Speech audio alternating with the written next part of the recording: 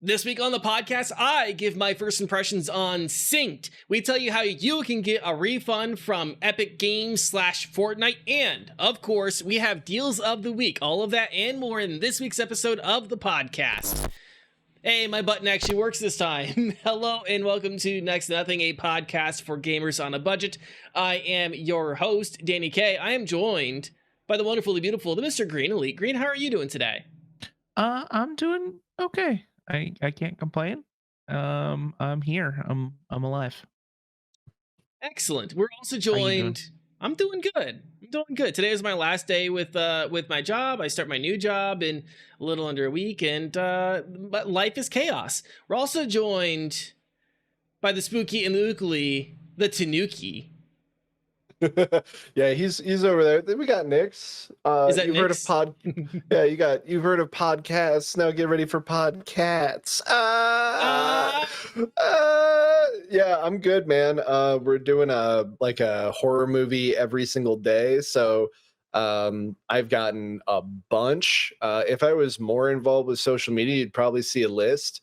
But if you see this, you could shoot us a message and someone will get back to you with my list of movies that I've watched so far this year.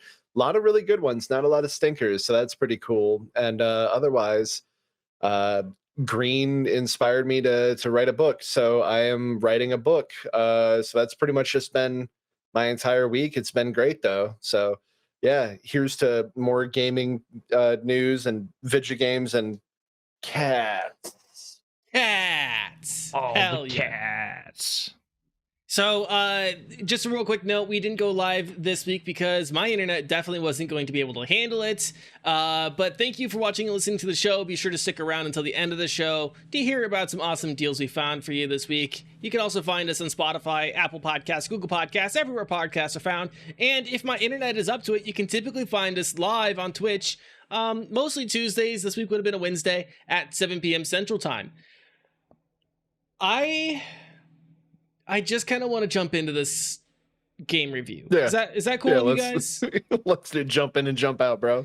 Yeah. Okay. So the game that I should say not really review. This is more of a first impressions. But it's called Synced. It is a free-to-play third-person shooter that has been around for a while, I guess. Like 2 years is what what the internet says the release date has been. It's available on PlayStation 5, Windows, and Xbox Series X and S. It's developed by Next Studios and Studio Gobo. I literally have not heard of them either. I've never heard of them. I started looking them up, and the information I saw was very light. It seems like they are an overseas developer, like a smaller overseas developer. Yeah, there was not much there. I'm gonna say I played about an hour and a half of this game. So really, first impressions, if there is some amazing, groundbreaking content that is like past the 2 hour mark, let me know. Because the current feelings I have about this game, I'm probably not going to go back to this unless someone sells me. But let me start with the gameplay. There are two game modes. There's PvP and PvE. In the PvE mode, you go into a map with two other players and complete objectives for rewards. In PvP, you go into a map with another player and fight other teams over resources until you extract. There are environmental enemies that are important to powering up and getting resources, but I'm going to get to that in a second. So, two game modes, pretty relatively straightforward, easy to learn, so far so good. I don't mind either of the game modes. Neither one was particularly groundbreaking though, or one wasn't really more entertaining than the other. And so here's going to be one of the first things that might upset some people who are fans of this game. The gameplay isn't just a generic third-person shooter. It's a generic third-person shooter with a novel companion system. See, What? Yeah, there's a companion system associated to this game. You see, in the post-apocalyptic world of Synced, there are these enemies, creatures who are reanimated corpses that are reanimated by nanobots, and players can beat what are called, quote, prime nanos to an inch of its life, and then sync them to have that nano become one of a few selected nano forms that the player can then control. Not only do nanos have special abilities, but player characters do as well. But these are pretty run-of-the-mill archetypes like healer, tank, DPS, stealth kind of stuff, right? You're not... Again, there's nothing about this game that so far feels like it has any real groundbreaking mechanics or vibes to it.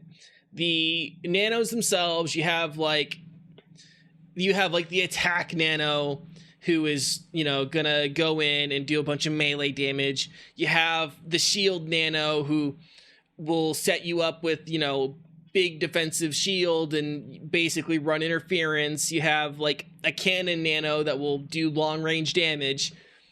Again, nothing like, think of a playstyle and it is there. But I mean, I will say there is a little bit deeper mechanic there when you're trying to decide what player character to use with like what nano. There is some strategy, there's some thought process there. In terms of the art style and stuff, it's pretty bland sci-fi fantasy, near future kind of stuff. It feels a little like Destiny, but not quite. It's like a half step towards like Destiny, maybe. In terms of how the game ran, it ran all right on my rig, but I am going to say I did run into a very, very odd situation where after the tutorial, I went into a PvE game and had a very framey and ugly time. That issue stopped after I restarted my computer, and I didn't experience it again the entire time that I played the game. So I don't know if that was just a random memory leak or something else entirely. I'm not sure. For the most part, game ran fine. I had one very weird instance. If you want to try this game on PC, you're gonna need a 64-bit processor and operating system. It works on Windows 7, which is surprising. So if you're still running that, congratulations. You're gonna want an Intel i5 4590 or an i7 4790, 8 gigs of RAM, GTX 960 or Radeon 7850, 50 gigs of hard drive space, which was I thought that was a little large for what I felt like this game really was. And because the game is multiplayer, you are going to need a broadband internet connection. The game there does have microtransactions. This is a free-to-play game, so expect microtransactions. I looked a little bit at it, and there's premium currencies and starter packs and skins and characters to unlock and other free-to-play mainstays. But you can call me jaded. Nothing about this game got me interested in even exploring the store. This game, wow, it was such like saltine cracker bland that I wasn't even interested in checking out the store. I found the store, I looked at it, I noticed that there's a couple different currencies and that there's like a starter pack, but that's it. You can't, like, don't ask me about like anything else regarding the inner workings of the of this microtransaction system, because there's nothing that interested me. It wasn't even like a design that caught my eye. Synced has mixed reviews on Steam. It has middling and a fluctuating player base that over the past 7 days hasn't broken 4,000 concurrent players. Its all-time peak player count sits at just above 10,000 players. So, to put it simply, Synced isn't a bad game. Synced is just a game that sits so comfortably in the middle of the free-to-play pack that it will probably never break through unless some massive changes happen to it or someone big in the streamer and YouTuber community picks this game up and just gets their audience on board. I would not say this game is a waste of time to play, but I would say it would be a waste of time to put your money in unless you really, really love it. Like if you're going to be that person who puts 200 hours into this game over the course of like 2 months, then maybe put some money into this game. But if you're only going to play casualty, I wouldn't suggest it. That's pretty much like my first impressions of this game. It's so mid that it's the epitome of mid. Thoughts? Questions? Good stuff. Kind of just sounds like a really unoptimized gumbo, dude. Like that's huge for game size. That's more than likely a memory leak.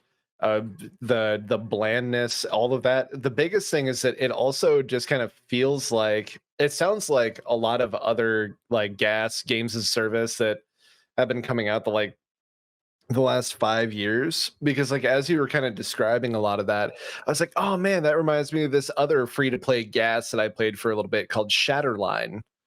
And I got curious and wanted to know what the hell Shatterline was up to. That's from Frag Lab. They're out of Ukraine, and they have like 300 people online. Their 24-hour peak was 512, and their all-time peak was 21,000. So it's like there's it's like a dime a dozen, it feels like. Yeah, it's funny that you mentioned Shatterline, because I wanted to do a review of Shatterline for the show because I thought Shatterline was a pretty okay game, but I kind of had the same issues with Shatterline that I did with this game, where it just is so. There's not dick to do. There's not shit to do, dude. Like there's nothing. Yeah. Empty game. Yeah, I will give what Shatterline does is at least more interesting in terms of. There's different game modes in the PvP. I would say like people who play Shatterline probably are playing it more for the PvP, and I think they'd probably be better to lean into it if I was giving advice to those devs. Especially, I don't know. I loved the PvE, and like I was the exact opposite as far as that goes. But because like it just the PvP, I mean, it's fine, but it just reminded me so much of like Warzone. Yeah, spawn in and like round the corner, and someone with like higher perks than you has already like rigged that, and there is no way for you to know, and match over. Like that's really what it kind of felt like it came down to. But yeah, like that was like the biggest thing that I had kind of pulled away from Synced. Just a dime a dozen kind of gas shooter game. Cool. Yeah. Green, what about you? Nothing about this game really like overly excites me. I mean, Destiny 2 is free to play, so yeah. If I wanted to go back to like a Destiny style game, I would just go back to Destiny and hate myself there. Yeah, go play Gambit or some shit. Yeah. No, like I said, like this is not a bad game. It's just it's so comfortably in the middle that it's hard to get excited or recommend it. There's so much better out there. And Destiny's really burnt me out of like looter shooter type PvE games, multiplayer PvE. So it's just like it's just gonna be a no for me, to be honest. Yeah. It's no fault of the game itself, it's just Destiny. You burnt your taste buds, my dude. Yep. Yeah, it's kind of like when you eat too much salty food and then all of a sudden you can't taste anything other than salt. Right. Yeah. So that's that. Do we want to go in and talk about how you can get a refund from Fortnite? Oh, yeah, that's plausible. Yeah, my V-Bucks. My V-Bucks. Well, too many llamas. Too many goddamn llamas. So I know we've talked about like stuff surrounding this issue before, I mean, it's one of those things that I'm sure you'd have to like go back 2 or 3 years, probably, maybe even, maybe about 3 years where we would have to talk about like some of the issues that were surrounding Fortnite's payment systems and stuff like that. So really, this topic is more of a PSA than a news story. And all of our information here is coming directly from the Federal Trade Commission.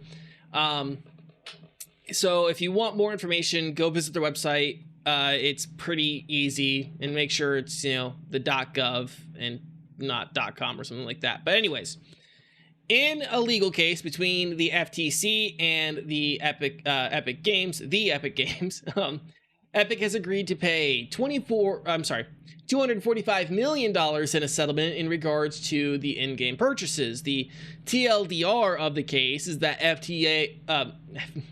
I'm just stumbling over myself. The FTC says that Epic charged parents and gamers for unwanted items and locked accounts of customers who disputed wrongful charges with their credit card companies. So, who is eligible for this refund? If you were charged in-game currency for items you didn't want between January 2017 and September 2022, you are eligible. If your account was locked between those two months after you complained to your credit card company about wrongful charges, you are eligible. If your child made charges to your credit card without your knowledge between January 2017 and November 2018, you are eligible. You have until January 17th, 2024, so the first month of the coming year, to apply for a refund if you qualify. You will need a claim number and your Epic account ID. Probably doesn't hurt to have both. And you can apply directly on the FTC's website, which will be linked off down below. I don't have much of an opinion on this. There's, go get it if you need it, if you want it. Don't expect to, make a ton of money off of this, but, expect to recoup some of your cost if you had a child who decided to spend, your entire credit limit on V-Bucks. Yeah, that's pretty much it. What do you guys think? You first. I think it's something that definitely should be in place, because there's people who there's fucking crafty kids who sneak credit cards. They're little shits, dude. So I get it. I don't foresee this being a total negative in any way. I feel like this more helps consumer side. And Epic Games really shouldn't be they should be more understanding in terms of in cases where a kid overcharges on a credit card that they're not supposed to. I think that's the biggest cause for concern. I can definitely see the no take backsies, of oh, I bought this bundle of V-Bucks and I was gonna get some skins in Fortnite, but then I regretted it, so I want to refund it. I can see those cases being it sucks to suck, but yeah, there's a lot of different issues. So, that's it's just pretty much what I was thinking. Green is it's good that there seems to be a path forward to get your money back, right? I just think it's funny that this is where we are, that we're getting involved with the Federal Trade Commission in order to get our money back from Fortnite. Why? How did we get here? I mean, in Epic acting they don't have all the fucking world, Yeah, Come or on now. their fingers in every goddamn pie. Yeah. Man. Well, actually, it's interesting you mentioned that, Green. Epic having all the money in the world, because we're talking about it during the pre-show before we started recording. Mendachi, you got some information about Epic and kind of like, do you want to just give us a quick like TLDR on that? Yeah, the TLDR is last week, Tim Sweeney announced that they were going to have to do layoffs because they needed to come up with an ass load of money for whatever fucking reason. And it has to do with the longevity of them wanting to be the company that holds the the metaverse. Now you goddamn infected me, Danie.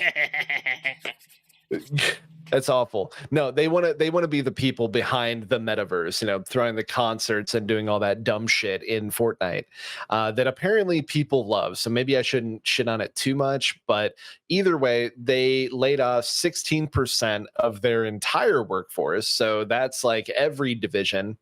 And something that I don't think got reported on, and something I had forgotten to bring up in the pre-show was that that also included a whole bunch of Q&A testers that were not included in that 16%, because that number, the 830 people across all divisions of Epic, does not actually include the QA testers that they also got rid of because they are still considered third party.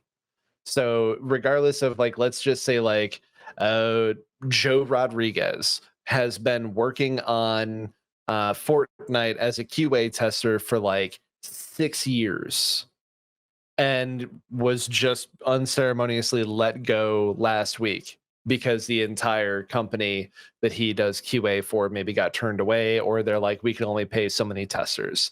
So roughly, you know, like you can imagine like a number closer to 1,000 people lost their jobs over at Epic dealing with Fortnite because they needed to make more money to recoup losses from spending too much money on getting cameos and dumb shit like that.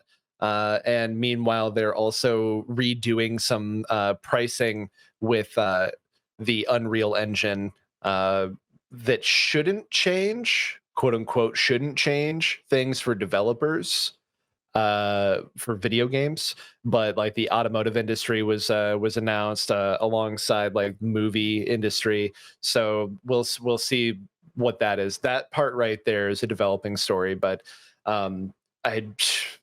it's ripples through the gaming industry, and Tim Sweeney, the sack of shit that he is, also cheekily brought up all of the fun things going on over at Unity the previous week as well. So pretty tongue-in-cheek nature between some video game conglomerates this past couple weeks with the news. Yeah, I mean, it's blah. That's all I gotta say. Yeah. Blah. Yeah. Not great. Not good. Great. Not good. Yeah, I think that's it for Fortnite. Again, if you guys want to get your refunds, if you're eligible for refunds, link in the description. We'll also put it in the comments as well. Oh my god, it's the guy from Fortnite. Oh my god. Yeah, Ryu from Fortnite. And Lara Croft from Fortnite. And Naruto I feel old. From Fortnite. I feel so old. I want to die. Do you guys want to go into deals of the month or deals of the week? I would rather die, actually. One bleach for me. Bleach. All right, let's talk about deals of the week. This week, I'm going to start out. I'm suggesting you check out the Build Your Own Slayer X bundle over at Fanatical. But really, just get the 3 for $4.99 deal on that bundle. And out of the selection, get yourself Metro 2033 and Metro Last Light. Then, like, maybe Dead Island Riptide or something else that catches your eye. Really, I'm just saying you'll get the 2 Metro games. That's what I'm telling you. Do it. Yeah. Green, what do you got? I have an oldie, actually, kind of, if you think about it. Dragon Ball Xenoverse 2 is on sale on Steam for 85% off. It's $7.49. If you haven't had a chance to play the Xenoverse games and you like the Dragon Ball type games, I would recommend picking this up because it's pretty fun, and it does have a multiplayer. Like you can just like tournament style fights and stuff like that. You build your own character, all that fancy stuff. That sale goes on until October 9th, so make sure you check it out. Hell yeah.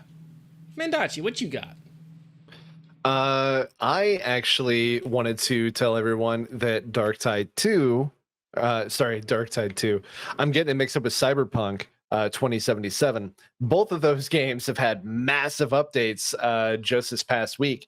So Dark Tide rolled out their massive class overhaul and update to the game. So they are throwing that on sale for 35% off. So if you were curious and then not so much after you heard some things, it's only $25.99 right now. I haven't gotten a chance to jump back in, but I plan to later. And I'm not sure if we'll cover that in its totality, but you'll probably hear a note about it from me sometime next week. But yeah, if you're curious, that's on Steam, $25.99, 35% off, and it's got a ways to go yet. So definitely take a little peekaroo, see if that trips your trigger.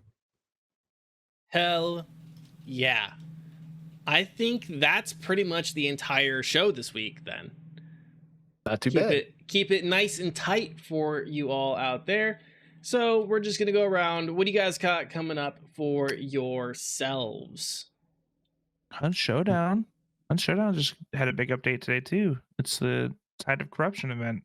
New weapons, and new event, new battle pass. That goes until November 29th, I believe, or something like that. It's like Halloween themed. It's gonna be pretty fun. I'll probably stream that probably tomorrow or Friday night on TikTok or something. Just to get some gaming in, get some time in. Just depends on how work goes tomorrow, this week, next week. Might go full time again. Who knows? Who knows? We'll see. You can catch all that twitch.tv/Mr. Greenlee. Sorry, go. No, say Mendachi, what do you got? I will be writing a bunch and then also checking out the Cyberpunk 2.0 update. Just did all my modding last night. So we'll go ahead and check that out and let you guys know if that is now a game worth your time. I will also be diving obviously into the Phantom Liberty DLC. Let you guys know just how beautiful Idris Elba is in beautiful high definition and all chromed out. So yeah, that's about it. Writing and games and other projects, and you can get the updates about me right here on the Next to Nothing Network, usually live on Tuesdays at 7 p.m. Otherwise, Green and I got to hang out and do a bonus episode for VRcana, so that'll be out in the future. So that's exciting if you like D&Ds. Very exciting. It was very dramatic. Yeah, speaking of VRcana, the rest of my week is going to be dedicated to getting the last bits of the VRcana, like the last session out. I keep saying I have to get shit uploaded and I keep forgetting to do it. It's like not on my priority list. So that's what the rest of my week is dedicated to. Otherwise, you can shit post with me on Twitter or X, whatever the fuck that hellscape is called. You can find me there at Danie K, DANIECAE. It's delightful. Otherwise, that's the whole show for this week. So thanks for watching and listening. Your time and attention is always appreciated. If you've made it this far, maybe drop us a like, maybe hit subscribe. Hit that subscribe-y poo button, give us that. Yeah. That, especially if you like D&D and want to get more live play stuff, subscribe, because we have that on this channel as well. Don't forget to let us know your thoughts on any of the topics we discussed in the episode. You can do that in the comments or tweet at us. Greenlee, hit him with our Twitter. At Next Nothing PC. Yeah. Otherwise, until next week, stay safe, stay healthy, keep fighting the good fights, and we'll see you again next week. Bye.